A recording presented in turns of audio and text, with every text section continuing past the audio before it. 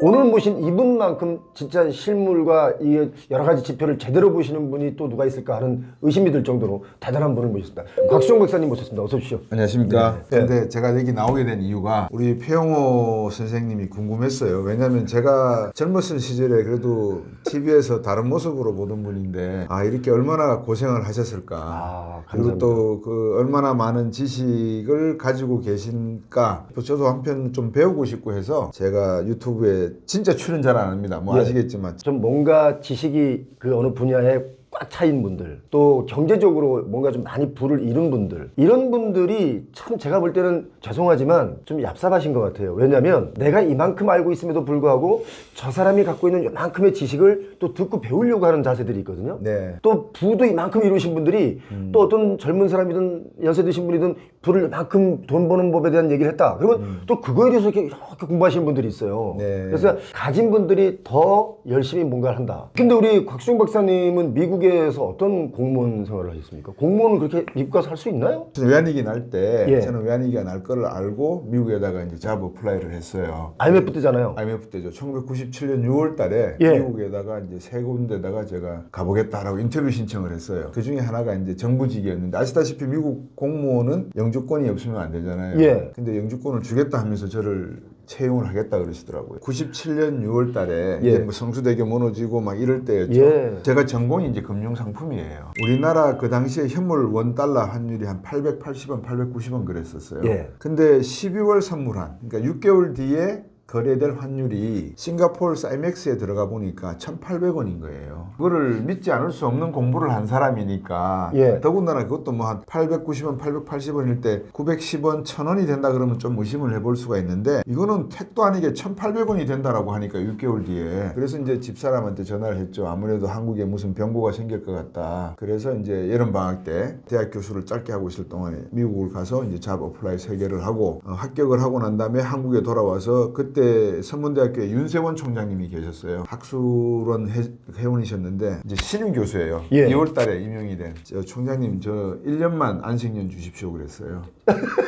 아니 교수 되자마자 예. 이거 미친 거 아니야? 이래서 당연히 미친 거 그러죠. 그런데 예. 그분은 아주 인자한 미소를 지으시면서 왜 그래요? 이러시더라고요. 그래서 외환위기가 아무래도 날 것 같습니다. 이렇게 설명을 드렸어요. 예. 이런 일로 해서 이렇습니다. 그러니까 만약에 그게 아니면 어떡할 거냐 그러시더라고요. 그래서 제가 곧바로 돌아오겠습니다. 올 연말까지 이게 사실로 확인이 안 되면 제가 바로 돌아오겠습니다. 그러니까 웃으시면서 신임 교수, 학교 역사가 4년밖에 안 됐는데 7년이 지나야 안식년을 가는 네. 일반적인데 그럼 내가 허락을 하겠다 그러시더라고요. 98년 1월부터 공무원 생활을 시작하면서 예. 외환위기가 터져버렸잖아요 벌써. 진짜 터진 거잖아요. 터졌죠.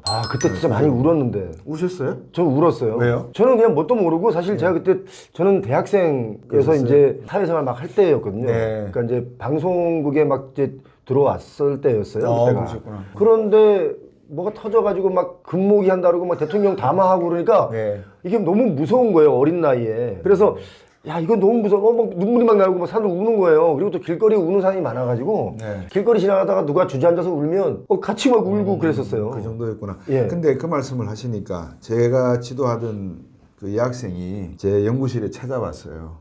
제가 이제 미국 떠나기 한 2개월 전일 것 같아요. 예. 갑자기 막 닭똥 같은 눈물을 흘리는 거예요. 그래서 왜 그러니? 그러니까 밥을 못 먹고 샤워를 못한 지 한 4일 됐다 그래요. 아버지는 사업 때문에 집을 나가셨고 예.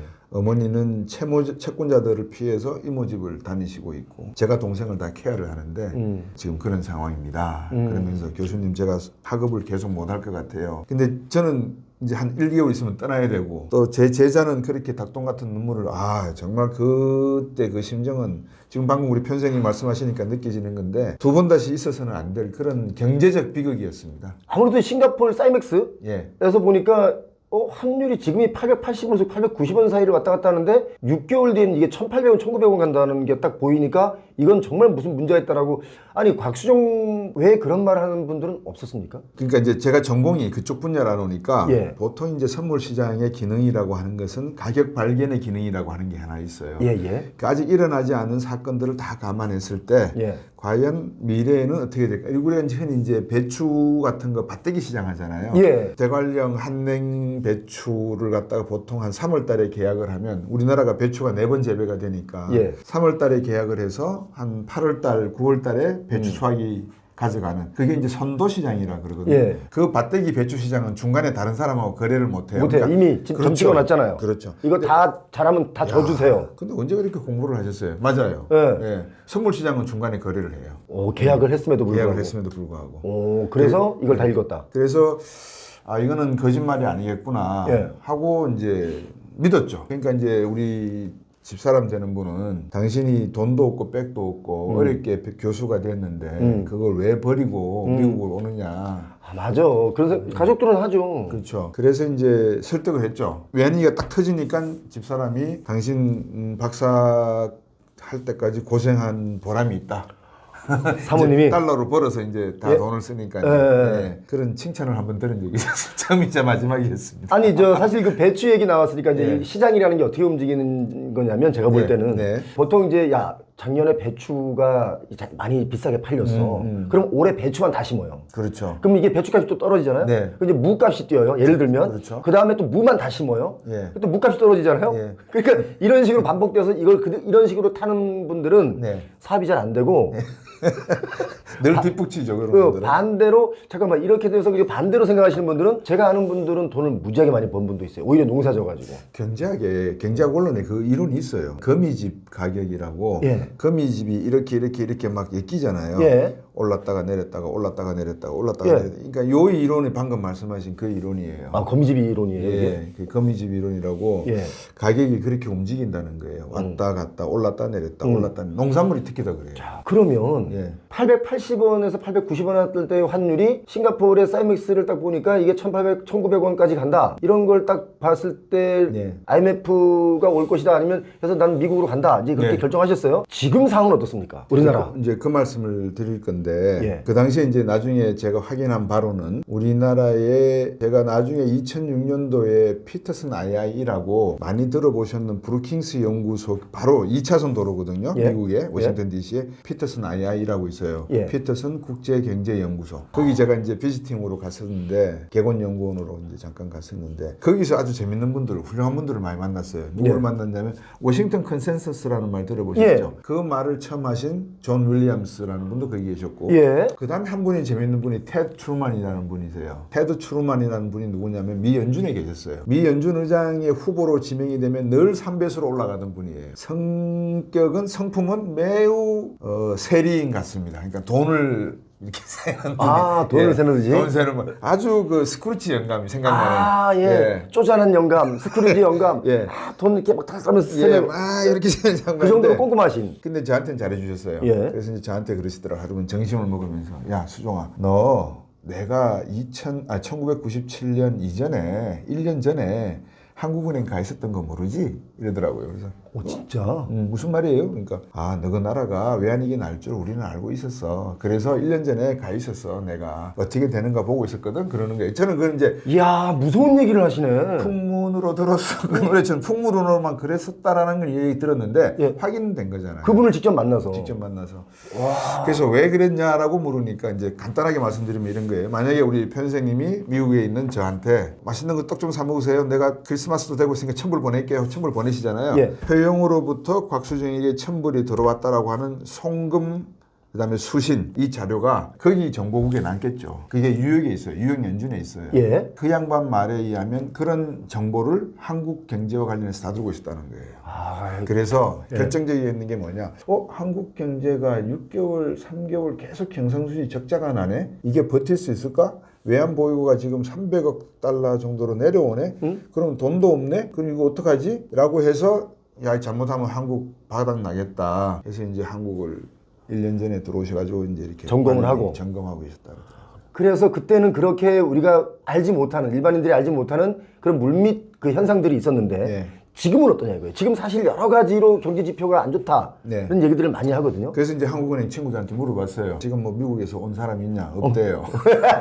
그때와 대비해서 예. 예. 경상수지 적자가 나느냐? 아니 흑자래요. 예. 무역수지 흑자가 이번에 558억 달러 정도 나가지고 올해에 예. 트럼프 대통령이 이제 취임하고 나면 이제 골치 아프대요. 아, 그 돈 뺏어갈까봐. 그 돈 뺏어갈까봐.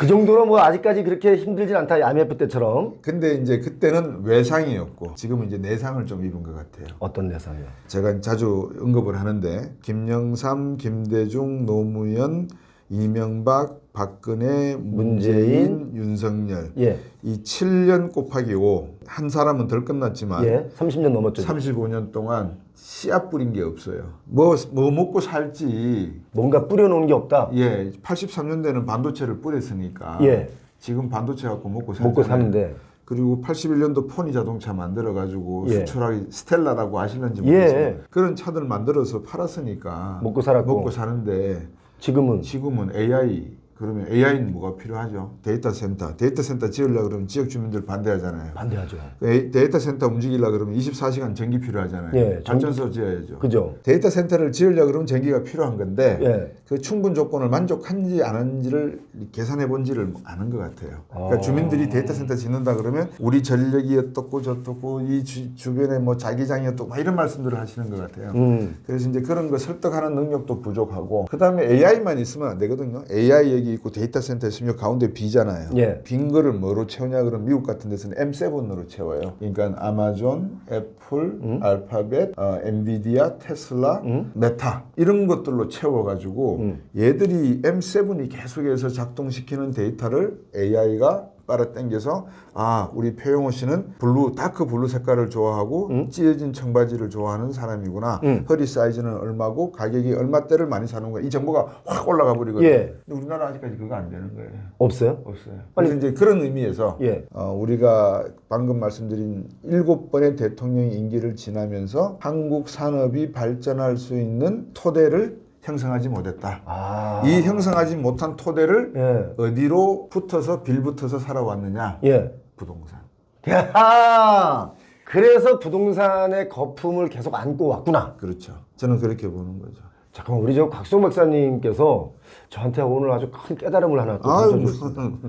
지금 설명 듣고 나니까 그러한 경제 재반 상황들이 뭔가 씨앗을 잘못 뿌리고 있어서 부동산에 뿌려진 것이다 라는 거잖아요. 그렇습니다. 요즘 싱가포르 사이맥스 여기 없어졌습니다. 없어졌죠. 없어지고, 예. 그럼 이 지표를 못 보는 거잖아요 지금. 지금은 이제 부산선물거래소에 예. 우리나라에 들어와 있는데 제가 이제 매일 확인하고 있는데 아직 1,500원 때리지는 않았어요. 그 정도로 뛰진 않았다. 예. 그래서 이제 뭐 한 1,400원 후반대, 1,450 뭐 이 정도 왔다 갔다 하고 있는 걸로 아는데 믿어 의심치 않는다라는 말을 못하는 시장이 부산선물거래 시장이거든요. 왜요? 왜냐 그러면 정부가 개입할 수 있는 부분이 약간 좀 존재를 해요. 아. 그래서 이제 우리나라에 있는 외환선물거래 시장은 조금 이렇게 아웃라이어 이렇게 왜곡될 수 있다. 왜곡될 수 있다. 한마디로. 그래서 제가 빼버리고 이제 예. 뉴욕을 이렇게 들여다봐요. 그러니까 뉴욕에 외환선물거래 시장이 있거든요. 예. 또 시카고에도 시카고 머켄타일 익스체인지라고 CM이라고 있어요. 예. 거기도 이제 외환선물이 있는데 이렇게 들여다보면 그렇게 위기까지는 아니겠구나. 한 1,400에서 1,500 사이 한 번은 어떤 심리적 요인에 의해서 때릴 수는 있는데 이게 막 치고 올라갈 가능성은 없다. 근데 이제 뭐 없다라고 하지만 그 없다는 확률이 제로가 아니고 그렇죠. 돌발 상황이 생기면. 돌발 상황이 생기면 그 가능성은 있는데 그 돌발 상황이 어디서 생기겠느냐? 중국과 일본 그 정도가 아니겠는가? 그 이제 중국의 부동산 시장을 말씀을 드리면 중국도 뭐 아시다시피 부동산이 지금 많이 흔들어졌잖아요. 지금 부동산으로 중국이 막 부흥을 시켰다가 지금 부동산으로 쭉 내려가가지고 지금 네. 그 옆에 홍콩까지 가가지고. 그렇죠. 홍콩 가보셨어요? 최근에? 최근에는 못 가봤지만. 가보셨어요? 예. 홍콩에 있는 돈이 다 상하이로 갔었어요. 한 5년 전에 제가 방문했을 때. 예. 근데 요즘 상하이를 제가 지난 10월 달에 갔다 왔거든요. 상해도 죽었더라고요. 거기도 지금 백화점이고 뭐 다 무너지고 예. 지금. 예. 부동산에 말씀하시기를 여러 가지 경제 지표가 우리 부동산 거품을 키웠다 결국은. 네. 먹고 살 게 없으니까 사실은 부동산 갖고 우리가 지금 버텼다. 이건 중국과 마찬가지거든요. 우리가 이 부동산 시장이 조금 뭔가 안정화가 되려면 어떤 것이 지금 필요한가? 경제학자로서 뭔가 좀 제시를 하자면 좀 그런- 안정화 시켜야 되나요, 지금? 안정화 시키면 안 되나요? 안정화라는 개념부터 우리가 명확히 좀 할 필요가 있을 것 같아요. 우리 모두가 중산층이 널리 퍼져 있고 거의 1인당 국민소득이 약 6만에서 5만 정도의 높은 수준을 유지하고 있을 경우에 이 주택이라고 하는 문제는 인간이 헌법에 보장된 행복 추구권의 가장 근간이 되는 의식주 가운데 하나지 않습니까? 예. 그래서 이 주택 문제는 큰 문제가 되지 않아야 될 것 같아요. 그러니까 주택을 사고 파는 데 있어서 버블이 낄 수도 있지만 집을 사고 팔고 하는데 내가 여기서 하룻밤 자고 나니까 1억 올랐다. 이런 개념은 통하지 않아야 될 것 같아요. 지금 그런 시기를 우리가 겪었잖아요. 겪었죠. 그래서 이제 안정화라고 하는 개념이 예. 그 스테이블이라고 하는 뉘앙스가 뭐냐면 큰 변화 없이 그냥 정부가 펼치고 있는 인플레이션 안정화 정책에 맞춰서 그냥 꾸역꾸역 가는 그런 상황. 그러려 그러면 이제 방금 말씀드렸다시피 정부가 인플레이션과 그랬잖아요. 예. 그럼 인플레이션을 잡는 거는 금리잖아요. 예. 그러니까 인플레이션이 안정이 된다는 말은 금리가 안정된다는 말이죠. 그러면 이 안정된 금리는 3개월짜리, 1년짜리 단기 금리는 안정되기가 힘들잖아요. 예. 그러면 15년, 30년 금리가 안정이 돼야 되겠죠. 채권이 30년 뒤에 만기가 되니까. 그러면 이 금리를 이용해서 주택 가격이 연동이 돼버리면 주택 가격은 출렁출렁 거릴 리가 별로 없을 것 같아요. 그렇죠. 확률이 낮아지죠. 낮아지죠. 그래서 미국은 그런 식입니다. 30년 미국 재무성 채권 금리와 연동이 되어서 미 연준 기준 금리가 만들어지고 예. 만들어진 이 기준 금리를 따라서 물가가 잡히고 그래서 연 2%고 집값도 보면 중서부 지역이나 일반 중산층들이 사는 집값은 1년에 2%에서 3% 올라요. 나름 미국은 지금 뭐 고가의 이야기도 나오지만 안정적이다. 주택 시장은. 저는 그렇게 보거든요. 예. 이제 보통 분들이 뉴욕이나 그런 데 가서 안 살아봤구나 또 이런 말씀을 하실 것 같아서 예. 뉴욕이나 LA가 샌프란시스코 뭐 이런 대도시에 가면 엄청 비쌉니다. 집값이. 비싸죠. 왜 그러냐? 말씀 여러분 잘 아시는 수요와 공급 법칙에 따라서 땅은 한정돼 있는데 예. 사람들이 살려고 하니까 왜 직장이 있으니까 돈이 있으니까 이제 그렇게 되면 이제 수요 법칙이 적용이 되는데 일반적으로 쫙 펼쳐진 미국의 중소도시 인구 10만에서 30만 정도 되는 도시만 하더라도 집값 상승률은 인플레이션 상승률과 비슷하게 간다. 이제 그런 의미에서 안정화된 가격이라고 이제 표현을 하는 거고요. 그 다음에 이제 두 번째 안정화된 가격의 의미를 어떤 의미로 펼쳐야 되면 저희들이 막 성장할 때는 예. 경제 성장 발전기라 그래야 되겠죠. 발전 기간 동안에는 사람들이 어디에 다 집중을 하냐 그러면 제조하고 소득 늘리고 하는데 집중을 하시다가 이제 성장 국면으로 딱 들어가면 호주머니에 막 돈들을 끄집어내요. 막 내 신발에도 돈 있고 야 어제 많이 벌어서 막 끄집어내서 조금 꾸겨진 걸 다 헤아려 봐요. 펴요. 펴고 난 다음에 가서 봐 이걸 어디다가 다시 은행에다 적금할까? 아니야 주식 좀 살까? 나 집 없잖아. 전세 사는 것보다 우리 집을 사야 되겠지? 이제 이런 형태로 소비가 이루어지겠죠. 그때 이루어지는 소비는 집값이 상승하더라도 성장하고 발전하니까 안정이 되어 있는 상태죠. 오히려. 이제 그 두 번째 안정화의 개념에는 묻을 수 있는 게 버블이 묻을 수 있긴 있습니다. 안정이라는 단어에는 버블이 어느 정도 묻어 있다.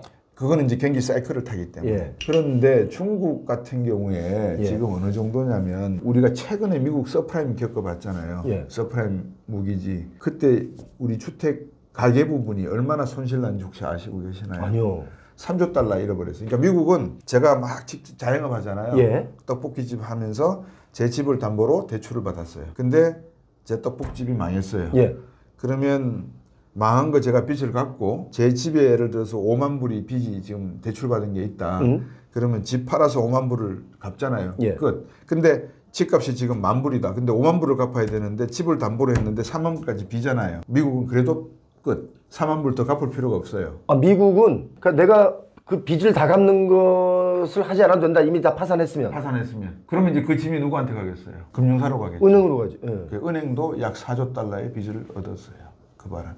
아. 그래서 서프라임 때 사고가 난 게 미국 경제에 부동산으로 인해서 약 6조에서 7조 달러 사고가 나버렸어요. 결국 미국도 그렇게 되면 부동산으로 피해를 본 거잖아요. 인류 역사에 예. 14번의 세계 대불황 대공황이 있었는데 그 중에 11번이 전쟁으로 끝났대요. 근데 그 13번의 대불황 대공황의 원인이 부동산의 버블 붕괴였어요. 그게 맥킨지 연구 보고서에서 나온 이야기예요. 야, 진짜 무서운 얘기야. 그렇게 되면 제가 늘 이야기하는 부동산 버블이라는 거를 잡아야 된다.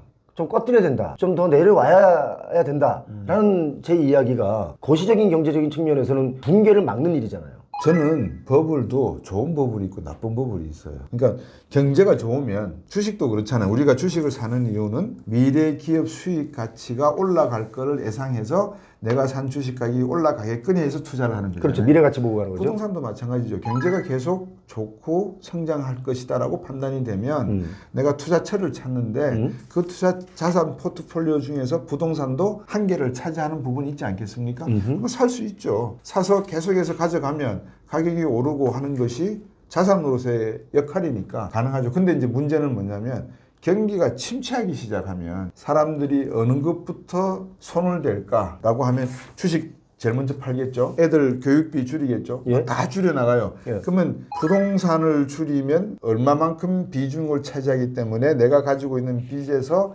부담을 덜면 덜 수가 있다고 나오는데 우리나라는 한 70%입니다. 자산의 가계자산에. 70에서 80%를 부동산을 들고 있으니까 부동산 정리하면 다 끝나잖아요. 예. 근데 부동산 정리 안 하고 애들 사교육비 줄이고 외식비 줄이고 여행 가는 거 줄이고 막 이런 다른 거 다 줄이다 보면 결국은 부동산 가격은 경기는 안 좋고 부동산 가격은 더 뚝뚝 떨어지고 그러니까 여기서 손해보고 저기서 손해보고 그래서 이제 이 버블이 터져버리면 결국은 이제 끝나는 건데 그럼 버블이라는 거 왜 좋다고 이야기하느냐. 인간은 근본적으로 탐욕을 갖고 있잖아요. 그렇죠. 돈 벌면 좋죠. 예. 그래서 돈을 벌겠다고 하는 그 인센티브를 제공한다는 측면에서는 저는 버블은 조장해도 된다고 생각하는 사람이에요. 유익하다 어쩌면. 유익하다.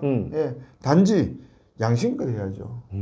시장이 경고를 때려요. 그 시장에서 가르쳐 주거든요. 이렇게 하면 돼라고 가르쳐 주는데 우리는 이미 살아온 습이 있기 때문에 에이 옛날에 부동산에가 돈을 벌던데 뭐 자고 나니까 1억이 되던데 뭐 근데 느낌에 지금 싸하단 말이에요. 예. 아, 지금 정치적 불확실성도 커지고 트럼프도 나오고 세계 경제 안 좋은데 부동산 시장 될까? 아 그래도 믿을 거는 부동산밖에 없어. 세계 역사 고래로 그냥 부동산이야. 투자하시면 나중에 진짜 이거 뭐 감당이 안 돼. 감당이 안 될 수 있죠. 지금 어떤 얘기가 나오고 있냐면 그냥 이게 부동산 가격이 하락, 네. 뭐 좀 더 많이 폭락 이게 아니라 붕괴 얘기하시는 분들도 많이 있어요. 사실 저는 이 단어가 되게 무서운 단어거든요. 저는 하락 얘기를 합니다. 하락 얘기하시고 뭐 폭락까지 오면 좀 너무 많이 위험해진다. 그런데 폭락이 지역에 따라 올 수도 있다. 저는 그렇게 보는데 그 이유가 근거는 뭐냐면 지금 여러 가지 지금 대기업들 구조조정을 하지 않습니까? 제 개인적으로 보면 그러면 구조조정을 하면 대기업의 구조조정은 연봉이 센 분들이에요.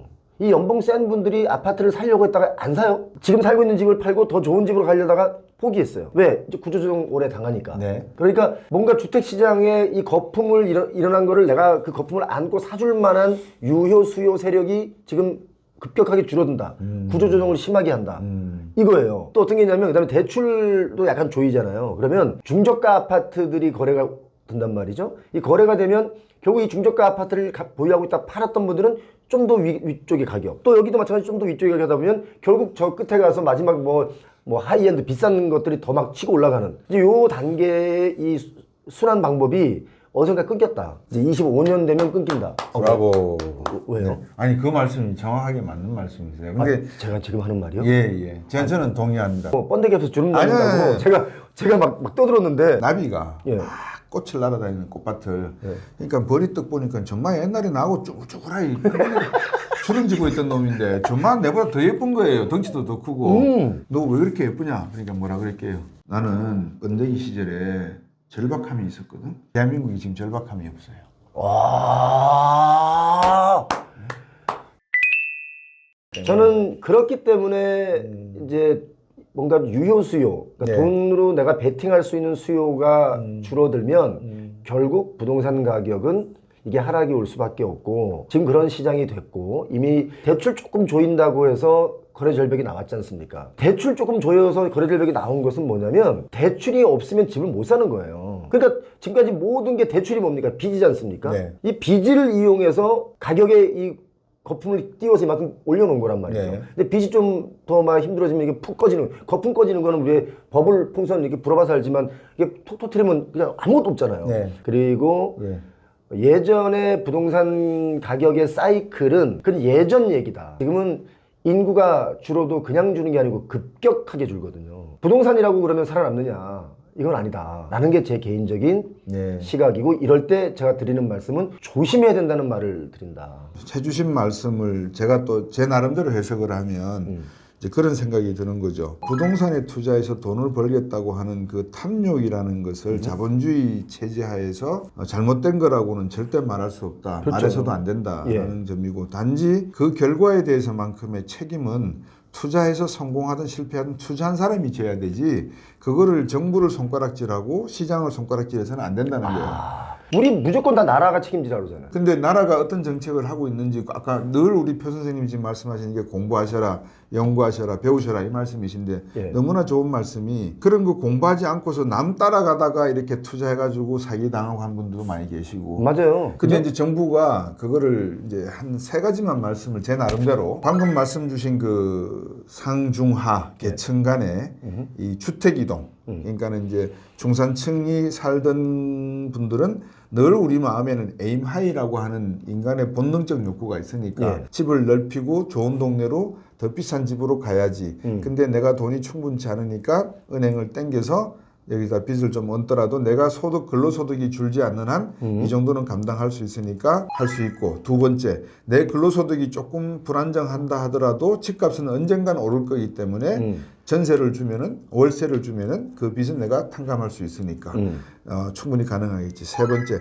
정부가 만약에 내가 이렇게 좋은 집에 살고 잘 기득권자 세력권 안에 들어가서 노는데 여기를 건드리게 되면 저것들 재미없다는 건 늘 알기 때문에 설마 나를 건드릴까, 이제 그런 심정이 버무려져서 많은 분들이 생각하건데 무조건 에임 하이 하실 것 같아요.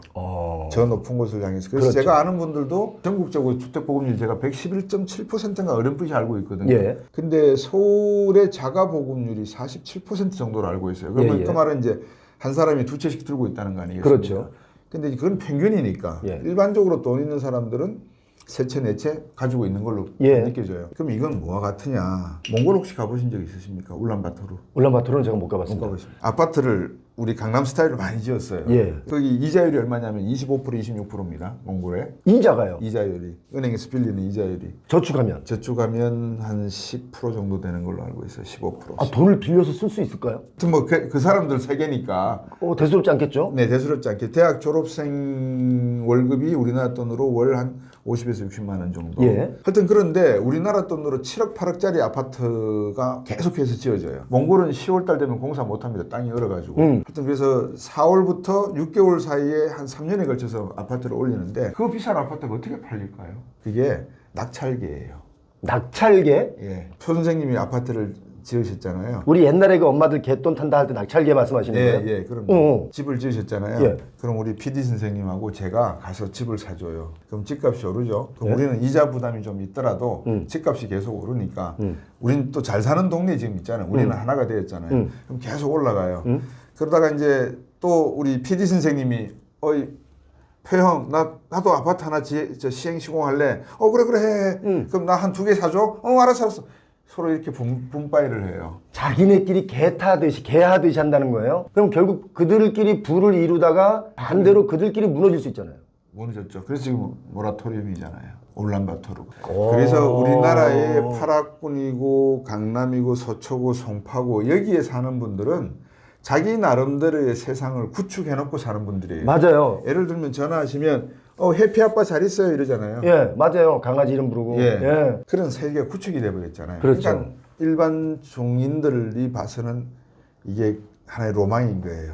나도 저 세계에 어떻게 들어갈까. 그래서 강남에는 살아봐야죠. 강남에 가고 싶어요. 이런 얘기들이 사실 많이 있는 거예요. 있는 거죠. 그래서 이제 부동산의 버블이라고 하는 것들이 이제 그런 식으로 형성이 되더라고요. 근데 저는 안정만 시킬 수 있다면 버블은 바람직하다. 더 바람직하려면 버블의 크기가 앞에서 말씀드린 우리나라 정부에서 발표하는 기준금리 수준에서 플러스 마이너스 1, 2 정도 왔다 갔다 하면 그러면 안정적이죠. 베스트 아니겠습니까? 베스트 버블이죠, 그건. 근데 지금 버블은 지금 체감하는 것은 이게 너무 과도하다. 우리나라의 평균 가계 자산 순자산이 5억이 안 되지 않습니까? 안 되죠. 그러니까 평균적으로 그게 안 되는 나라에서 어떻게 버블이 낀 동네만 저렇게 버블이 많이 낄 수 있느냐. 그래서 사실 강남에 있는 분들도 이 버블을 걱정하는 분들이 너무 많아요. 자기가 고가의 아파트를 자기가 사면서 자기도 불안해하는 거야. 이거 진짜 이러다가 뭔 일 나겠는데 라는 생각을 갖고 있는 분들이 많아요. 근데 저는 나게 하고 싶어요 정말.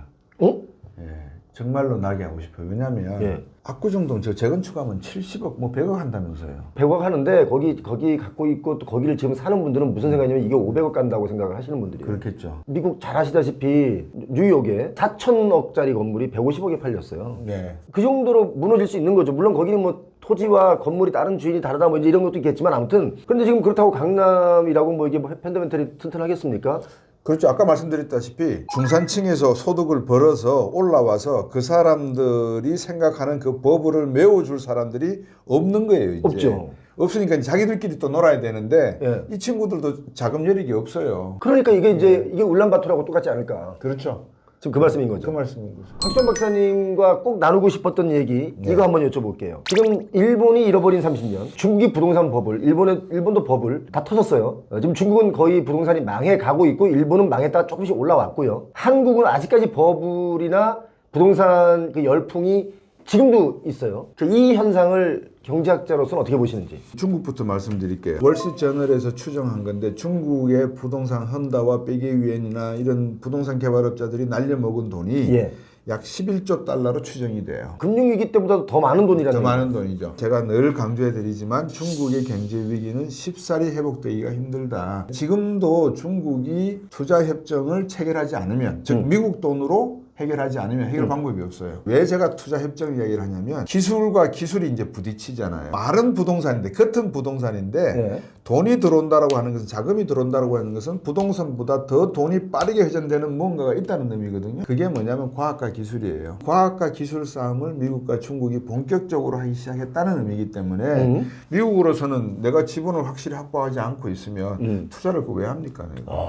그러니까 미국 입장에서는 야 내가 돈 태우고 할 테니까 비켜 부동산 문제 내가 해결해 줄게. 내가 돈 여기다가 한 5조 태우면은 승수 효과로 11조는 해결할 수 있어. 그러니까 테슬라 들어가고 또 누구 들어가고 내가 허락해 줄게. 그러면 일자리 늘어나고 뭐 좋죠. 경기 돌아가죠. 근데 중국에서는 간첩 혐의가 아직도 살아남아 있고 이래 버리니까 또 파산법이 약해요 아직은 중국이. 파산법이. 예. 중국은 지금 그러니까 신규 아파트 네. 미분양 물량을 앞으로 30년 동안 팔아도 다 못 팔. 네 맞습니다. 근데 중요한 건 지금도 그 미분양 물량만큼 또 짓고 있어요. 또 짓고 있습니다. 그러니까 이게 해결이 안 나는 거예요. 60년, 100년을 팔아야지 팔 수 있는 집들이 있거든요. 정책상으로서 상당히 그 실책을 많이 하고 있는 자유시장 경제 체제의 원리를 경험해 보지 못한 국가이기 때문에 어떤 재정 정책과 어떤 통화 정책을 쓰면 어떤 결과가 나올 거라는 걸 경험해 보지 못했잖아요. 그러니까 재정과 통화에 대한 개념이 없는 거죠. 그러니까 부동산을 살리려 그러면 시장부터 열어서 투자가 들어오게 해야 되고 그 돈을 굴리면서 재정적으로는 정부가 경기 부양도 하고 통화 정책으로는 금리를 낮춰서 다시 유효 수요가 돌아가게끔 만들어줘야 되는데 이런 아기자기한 맛을 78년도 시장 개방했으니까 이제 한 50년 지났는데 예. 50년 지난 역사 속에서는 체감이 안 되지 않습니까? 아직 안 되는 거고. 자꾸 이제 우리가 중국 경제 이야기 드리고 일본 경제 말씀을 드릴 때 쟤는 쟤고 쟤는 쟤고 따로따로구나 그렇게 생각하시면 안 되고 예. 특히 중국 경제 말씀을 드릴 때 중국 경제가 성장이 둔화된다 그러면 아이고 우리도 둔화되겠구나 이렇게 이해하시면 되거든요. 그럼 이제 일본을 한번 이렇게 보면 일본은 부동산 경기가 다시 살아나고 직장인들 임금이 조금씩 오른답니다. 일본에. 그동안 안 올랐거든요. 안 올랐죠. 그대로 있었거든요. 그렇죠. 그런 이제 나라인데 문제가 있어요, 여기에는. 그러니까 우리가 부동산 이야기하면 금리 이야기해야 되고 예. 나머지는 이제 수출 뭐 이런 거 이야기하는데 금리 이야기를 하면 중앙은행 이야기를 해야 되잖아요. 예. 그럼 일본 중앙은행은 채권과 주식에 투자를 할 수 있어요. 우리는 그게 안 돼 있잖아요. 안 되죠. 예. 많이 하시네요. 역시. 그러면 일본에서 만약에 금리가 올라간다, 물가 올라간다. 그러면은 일본의 채권과 주식 시장은 어떻게 될까요? 지금 정부 부채가 GDP 대비 265%라고 하니까 그 말은 채권 발행이 엄청나게 많았다는 의미죠. 그렇죠. 일본도 돈이 없는 거예요. 1995년도에 버블이 꺼져버리고 난 다음에 예. 돈을 막 찍어냈어요. 돈을 막 찍어내가지고 해외에서 자 우리 일본 채권입니다. 돈 좀 주세요. 살 거 아니에요. 그럼 돈 가지고 오잖아요. 예. 그래서 발행한 게 좀 빚 아닙니까? 빚이죠. 예. 그게 265%라고요. 근데 거기에 금리를 올려버리면 예. 채권에는 금리를 주잖아요. 그러니까는 빚이 더 올라가는 거잖아요. 그래서 일부 학자들 경우에는 일본 엔화가 160에서 200엔 간다는 사람들도 있어요. 아무튼 저는 이걸 부동산적인 측면으로만 보자면 일본이 부동산이 완전히 그렇게 꺼져가지고 많이 힘들어요. 실질적으로 엄청난 뭐 몇 조를 가졌던 부자가 지하철에서 노숙을 해요. 그 정도로 하루아침에 망한 거죠. 이 몇 조가 다 자기 돈 현금으로 산 거라면 노숙을 안 할 거예요. 거의가 빚으로 그 자산을 이뤘는데 그 빚이 어느 날 이제 다 무너지니까 노숙을 하는 거잖아요. 지금 중국이 부동산이 무너지고 있고, 근데 지금 한국은 제가 서두에 말씀드린 것처럼 아직도 부동산 불패를 믿는 심리들이 거의 90몇 %예요. 이거를 앞으로 한국의 부동산은 그러면 과연 일본이나 중국처럼 될 가능성이 있는 것이냐? 우리가 1997년도 외환위기를 경험했을 때 부동산 가격이 약 40% 하락했었죠. 그래서 이제 어떤 분들은 40% 하락할 수 있다. 아마 그런 부동산 전문가분도 많이 계시는 걸로 제가 알고 있고요. 근데 일본은 몇 % 하락했을까? 제가 요즘 그 이야기를 많이 해요. 우리나라 주식 하지 말고 해외 주식 하시라고 제가 한 3, 4년부터 막 이야기하고, 우리 국민연금도 애플 샀으면은 지금 우리가 국민연금 걱정도 안 할 낀데 애플 안 사고 삼성전 사는 바람에 그냥 이제 이 말을 뒤집어 볼게요. 예. 만약에 우리 표 선생님이 미국에서 애플 주식을 샀어요. 마이크로소프트를 지금부터 한 20년 전에. 예. 그러면 대한민국에 외환위기가 나면 그 돈을 갖고 우리나라에 와서 가장 떨어진 자산을 사고 싶으시겠어요? 안 사고 싶으시겠어요? 사고 싶죠. 왜냐면, 그렇죠. 예, 왜냐면 거기서는 비싸게 이걸 팔아가지고 한국 들어오니까 가격이 다 떨어져 있으니까. 그렇죠. 야, 이건 내가 이 돈으로 더 많은 걸 살 수 있잖아. 해외 투자를 많이 하시라고 하는 이유도 일단은 거기에 있습니다. 예. 각 개인이 부를 축적해서 밖에서 돈을 벌 수 있으면 벌어놨다가 국내에서 꺼지게 되면, 아까 중국도 해외 투자가 안 들어오면 어렵다 그랬잖아요. 예, 예. 일본도 해외 투자가 안 들어왔잖아요. 예. 그러니까는 일본 중앙은행이 뿌려가지고 빚을 져가 지금 전환이잖아요. 예. 그러니까 결국은 돈 문제인데, 유동성 문제인데, 그 유동성을 국민이 가지고 들어올 수도 있고, 밖에 만약 내 주식이 많이 올랐다 그러면, 그렇죠. 우리나라의 금융기관들이 밖에 많은 자산을 갖고 있으면 팔아가지고 또 들어올 수 있고. 근데 이제 중국의 경우도 그렇고 일본의 경우도 그렇고, 부동산이 터지게 되면 가장 먼저 터지는 부분이 어딘가 금융회사더라고요. 예. 그러면 일본 금융회사가 망했나? 중국 금융회사가 망했나? 미국 금융회사가 망했었나? 미국 금융회사 망했어요. 미국 금융회사 얼마 전에 많이 망했어요. 망했어요. 예. 일본 금융사들 망했나? 95년도에 버블 터졌을 때 망했겠죠. 그러면 우리나라 금융사들은 망한가? 망했을까? 97년도에 망했죠. 망했죠. 5대 은행으로 확 예, 줄었죠. 예. 그럼 앞으로 망할 가능성이 보이나? 보이죠. 보이죠. 제일 먼저 롯데 이야기가 막 나와요. 그다음에 이번에 이 계엄 터지니까 그 다음 날 기업들이 유동성 긴급 회의를 해요. 그래서 아까 구조조정 문제 말씀을 하셨길래, 예. 그러면 이제 우리 경제는 아주 아이싱이 되기 시작해요. 차가워지기 시작하죠. 예. 그럼 소득 줄죠. 지출 줄죠. 그럼 부동산 부분에서 믿고 있던 게 10% 빠졌다, 20% 빠졌다. 이게 얼마나 버틸 수 있을까? 개인 사업 소득자들이 근로소득세 신고하잖아요. 예, 예. 1146만 건이 신고가 됐대요. 그분들 중에서 월 소득 100만 원 미만이 몇 % 정도 될까요? 글쎄요, 이거 얼마나 돼요? 75%요. 그러니까 아까 말씀하신 집을 사고 팔고 하는 이 선순환 구조가 붕괴됐다는 걸 의미하잖아요. 예. 붕괴된 거를 떠나서 뭐가 나오죠? 갖고 있는 집을 빨리 팔아야 되잖아요. 예. 그러면 20% 떨어져 있을 때 팔아야지 그래도 80%라도 건지잖아요. 예. 더 기다렸다가 40% 떨어지면 60%밖에 못 건지잖아요. 예. 그러면 은행 빚이 100%인데 40%를 더 내야 되잖아요. 그죠. 그러니까 아까 말씀하신 길거리에서 우는 분들 보게 되는 상황이 발생될 수 있는 가능성이 점점점 커져가고 있다. 제가 대학 졸업할 때쯤은 한 25, 7이 되면 예. 내복 사서 부모님한테 갖다 드리잖아요. 예. 월급 다 타고. 취직했다고. 지금은 30세 초반이죠. 인풋을 해서 아웃풋 나오는 게 한 6년, 5년 늦어졌죠. 예. 그 다음에 65세를 정년으로 쳐도 65세 정년으로 나오면 30년 동안, 예. 35세에서 65세까지 30년 동안 일한 총 소득을 예. 계산하고 예. 국민연금, 의료보험 뭐 다 계산해서 예. 세금까지 다 계산해서 예. 빼면 제가 계산해 보니까 예. 65세 은퇴할 때 어느 정도 자금이 있는 줄 혹시 추측해 보신 적이 있습니까? 아니요. 와, 지금 무서운 얘기 나올 것 같아서 예. 지금 겁나요.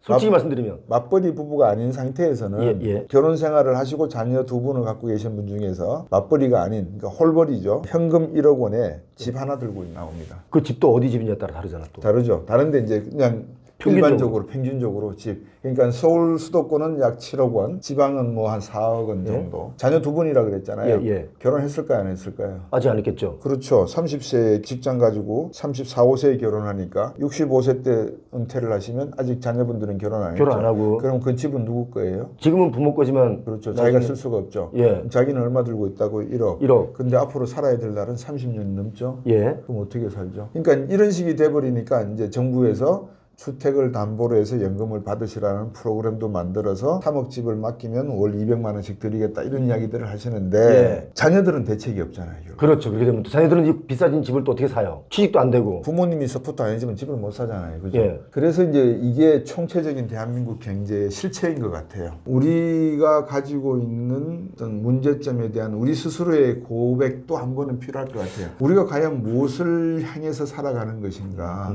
그리고 소위 연예인 분들 중에서 신문에 자주 나잖아요.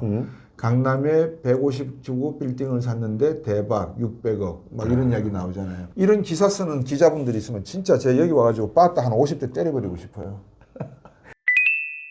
그런 기사가 정말 쓰잘데기 없는 기사거든요. 이렇게 소소한 정보를 해서 알려주는 건 좋겠지만 너무 위화감도 생길 뿐더러 그리고 그 투자된 내용이 투자를 성공했다, 부동산 사면 이렇게 가격이 오른다의 개념을 가지고 쓴 기사거든요. 네. 근데 그건 이미 과거형이라는 거예요. 그렇죠. 제가 말씀드리는 건 그렇죠. 미래형은 아니라는 거예요. 그럼요. 아, 좋은 말씀 하셨어요. 미래형이죠. 이제 그래서 미래 말씀을 드려볼게요. 네. 그러면 한국의 부동산 시장의 지금 상태가 중국과 일본 형태로 갈 가능성이 있느냐, 확률이. 예, 제가 그거 여쭤봤죠. 예, 상당히 지금 높아 보여요. 상당히 높아 보여요. 정치적 불확실성이 더해진 데다가 저금리 택도 없죠. 경기 안 좋아지죠. 정치적 불확실성 더 커지죠. 트럼프는 돈 더 받아내겠다고 난리죠. 중국 경제 어렵죠. 좋은 게 하나도 없어요. 국가가 그동안 35년 동안 꽃감 빼먹듯이 빼먹었다면 이제는 가게가 빼먹어야 되는 상황이 왔단 말이에요.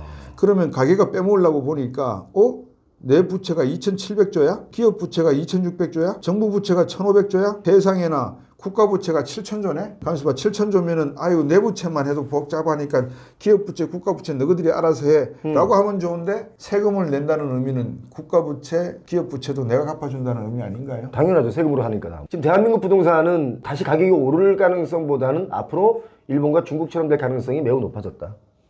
그렇게 보는 것 같습니다. 수협, 축협, 많은 일인 금융기관들을 제가 이렇게 탐방을 해보니까 예. 시행 시공하는 분들한테 돈을 잘 빌려주더라고요. 그래서 시행이 대동강물 그냥 공짜로 퍼다 파는 것처럼 날로 먹는다는 표현을 하는 이유가 내 돈 진짜 한 푼도 안 들이고 사고 치는 경우 되게 많아요. 시행 시공하면은 보통 건물 20층짜리 지으면은 한 500억에서 600억 남는단 말입니다. 예. 그 주주들끼리 논아 먹어도 개인당 100억, 200억은 쉽게 가져가요. 그럼 이분들이 그 맛을 한번 봤기 때문에 또 계속 해요. 또 가죠. 그래서 세상이 이렇다고 하는 것은 정부가 그 소위 말하는 정의가 무엇이고 공정과 공평이 무엇인가를 철저하게 관리 감독해야 될 책임이 있다는 있다. 거는 우리가 분명히 알아야 되고 예. 개인은 이게 옳은 것이면 또 옳지 않은 것이라 하더라도 합법적인 것이면 할 수 있어야 된다고 저는 봐요. 예, 그렇죠. 합법적인 테두리 안에서. 테두리 안에서. 예. 그래서 그런 거를 알려면 우리 편생님처럼 자기는 무엇이다라고 이렇게 확정 지어 놓기보다는 계속해서 변화해 나갈 수 있는 이렇게 마음의 공간을 좀 열어 놓으시면 좋겠다는 거. 그래서 부동산 이야기를 해도 부동산만 보지 마시고 중국이 왜? 일본 부동산은 또 왜? 유럽은 왜? 미국 가서 땅 사면 어떨까? 지금 미국 땅값 많이 떨어졌다는데 뭐 5천억짜리가 150만 원 한다는 이런 식으로 계산을 해보시면 저는 우리 미래의 젊은 분들은 더 많은 좋은 생각들, 기회를 가질 것 같아요. 아, 우리 박사님의 그 말씀이 제가 사실 요즘 좀 많이 힘들었거든요. 왜 힘들었냐면 20몇 년 동안 이 공부를 했고 또 이렇게 뭔가 변신을 통해서 머물러 있지 않고 뭔가를 꾸준히 한다고 생각을 저는 스스로 했는데 가끔 댓글에 개그맨인 네가 뭘 하냐. 그래서 제가 그 말 듣고 그러면 농부의 아들은 평생 농부만 해야 되고 한 번 농사 지으면 걔는 계속 농사만 지어야 되고 그래서 여러분도 끊임없이 그렇게 변신하고 공부해라 하자 같이 하자 저도 부족하니까 더 훌륭하신 그 전문 분야의 분들을 모셔서 얘기 들으면 같이 우리가 성장하는 거 아니냐 예, 그런 얘기를 제가 했는데 오늘 제 그런 포지션에 대한 본심을 박사님께서는 표현호가 진짜 힘들게 살았구나, 열심히 살았구나. 열심히. 힘든 게 아니에요. 열심히. 예, 그러니까 이제 열심히 살다 보면 힘들잖아요. 아, 박사님 너무 영광스럽고 감사합니다. 아유, 제가 감사합니다. 예. 우리 표현호 채널의 진짜 찐 구독자님들, 우리 곽수용 박사님 오늘 설명 잘해주신 박사님께 큰 박수 한번 주시면 고맙겠습니다. 네, 감사합니다.